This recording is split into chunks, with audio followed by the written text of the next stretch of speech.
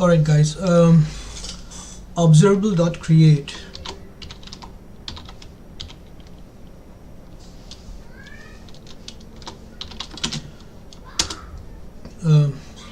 Sorry, kids are making a lot of noise downstairs, but that shouldn't bother you. Anyway, so observable.create, let's see all overloads of observable.create. Yeah, so we have quite a few overloads for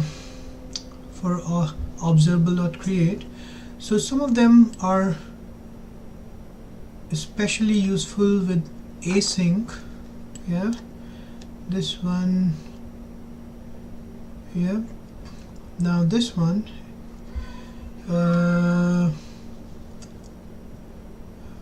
Alright, okay, so let's choose.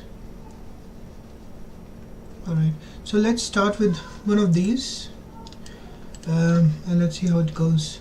So we will create observable using func of iObservable, and it should return iDisposable.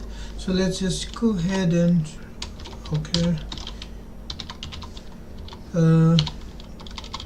create a method which, let's just do this.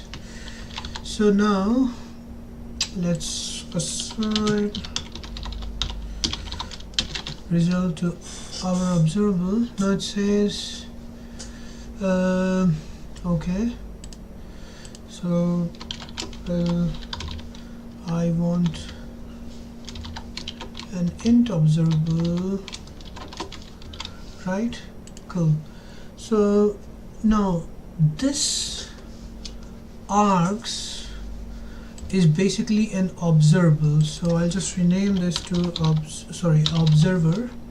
Yeah, and what I want to do is let's say, okay, let's create a bool,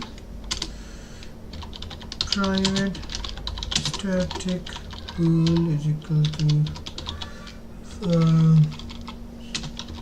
stop is equal to, so I want to private static bool stop equals false. Yeah, so I want to produce items on a separate thread till the time stop is set to false. So what I'll do is task factory start new,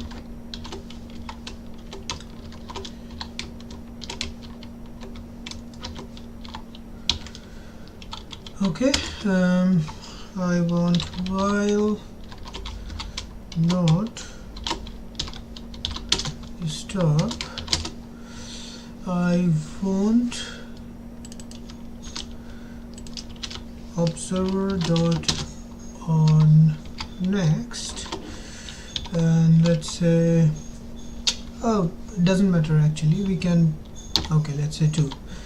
So we are pushing a new value which is 2. So I mean, you don't have to push a static value, you can produce it using some factory method or some action delegate, but for the sake of simplicity I'll just push 2 every time. So while stop is false, I want to continue sending values to the observer. So if I'm sending values to observer, someone needs to subscribe to it. So observable dot subscribe, all I want is console dot write line, and then let's say console dot read key, right? So okay, that is good enough. Now I can also see I need to return a disposable from here.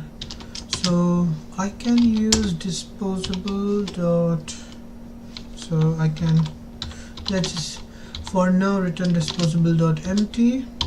So this method should compile without any issue. Let's see what happens. Oops.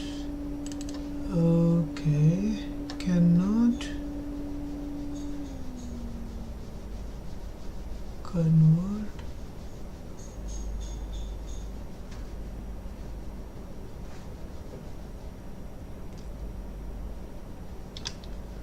Object. Okay, all right. Okay, sorry. Int, right? So let's see what happens now. Yeah, so this is pushing to the queue. Let's put a thread.sleep, thread.sleep for 1 second. Yeah, so as you can see, this is pushing 2 every time after each second. Now this thing is slightly incorrect, because what we want is we really want to want this factory to stop producing elements as soon as the disposable is called. So the first thing is you should use disposable here. So there, so this is my disposable, which I can call maybe after this. Disposable.dispose, and then console.readline. My kids are making a lot of noise today. Right, so we call disposable.dispose, right? So what we can do here is I can use this factory method disposable.create with my action here, and we'll set the stop to true, so that as soon as this is disposed, right, this variable is set. Let's see what happens. Alright, so this is producing items. Now I press a key and dispose gets called and the subscription is stopped. What I will do is I'll just put a console write line here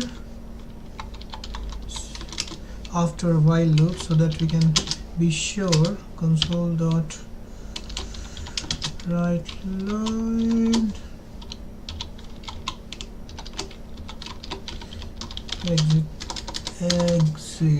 exiting thread.